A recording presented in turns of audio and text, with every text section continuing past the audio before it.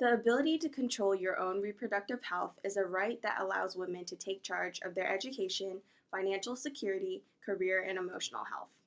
Women should be provided with a full range of reproductive options without unnecessary political barriers such as a physician's stance on abortion. This following discussion supports the decision that physicians should perform abortions regardless of their personal beliefs. This argument is supported by ethical, medical, and economic evidence that it is a physician's duty to perform these abortions, and that anything else is an interference to female rights. Some doctors object to performing abortions, saying that it would be against their moral beliefs.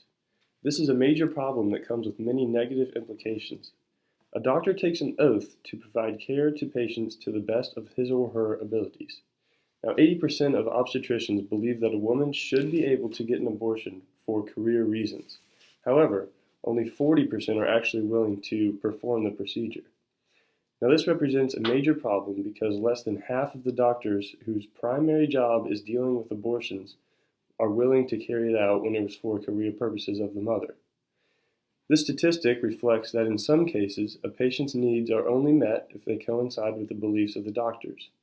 This trend leads to a waste of resources, a large inconvenience for the patient, and in some cases, a patient may not even receive the procedure they're entitled to by law. Now, this is unjustifiable. Doctors have a duty to provide desired care to patients regardless of what their beliefs on the subject are. Now, allowing this trend to continue would imply that doctors' personal moral beliefs can disrupt the care that the patients are entitled to. This would be the equivalence of a doctor refusing to admit a patient older than 75 to the intensive care unit because he or she believes the patient has had a long enough life. This situation would obviously never happen because the society has deemed that patient care comes before a doctor's personal beliefs. So why would abortion be treated any differently? It is a doctor's duty to provide care to patients to the best of his or her ability, and we cannot let personal morals get in the way of this. Going off of what Jack said pertaining to the duty a physician has to its patients, they have to do what's best for the mother or the baby when their health is in danger, even if that means abortion. During a pregnancy, health problems can arise in the mother, the baby, or both. For the baby, these health issues usually consist of anomalies or malformations that develop throughout the course of the pregnancy. A few examples of life-threatening anomalies are neurological, chromosomal, skeletal, and cardiac. Depending on the severity of these anomalies, physicians can terminate the pregnancy when they feel that it is the best thing to do for the fetus. This is usually only the case when the physician thinks that the fetus will be stillborn or that it will live a life full of constant suffering. On the other hand, a woman's health can also be put in jeopardy during certain situations that could potentially be solved by an abortion. If something happens during the pregnancy that could cause an infection if not treated in a timely manner, it can be fatal if not taken care of by an abortion. Another situation pertains to the medications that a mother needs in order to maintain her own health but could be detrimental to the fetus. An example of this comes from the journal Reproductive Health Matters that gives a situation of a mother that has recently been diagnosed with cancer, currently taking chemotherapy treatments, and unexpectedly becomes pregnant.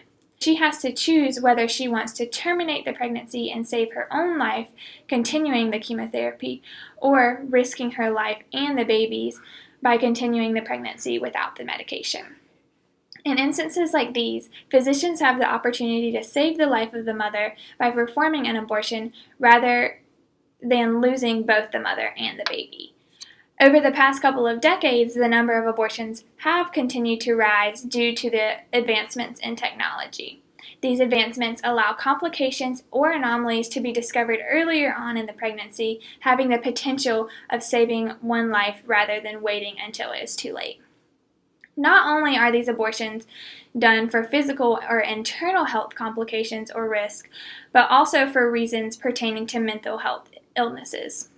A woman who has a mental health illness that becomes pregnant can oftentimes see these conditions heighten or fall into a deep depression once they become pregnant. With this in mind, doctors may choose to perform an abortion for the health and well-being of their patient. Other situations where doctors should not hesitate to perform an abortion. A woman who is the victim of sexual assault should be able to have a doctor perform her abortion. Carrying an unwanted pregnancy causes the victim to suffer a second time, and this suffering can cause psychological torture. Another instance where personal beliefs shouldn't interfere with the physician's duty to perform an abortion occurs when the mother is under the age of 18. According to the CDC, only 40% of teenage mothers earn their high school diploma, and of the high school dropouts, 39% of women state pregnancy as the reason.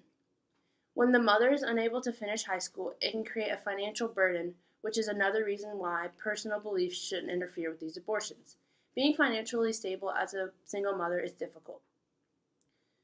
Single women who make just enough to get by often don't have the finances to cover all costs associated with pregnancy, especially if they're uninsured.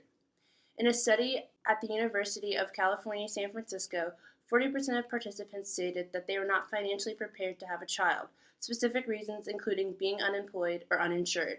Out-of-pocket expenses can cost $10,000 without having insurance, therefore doctors should put aside their personal beliefs to provide the best possible care for their patients.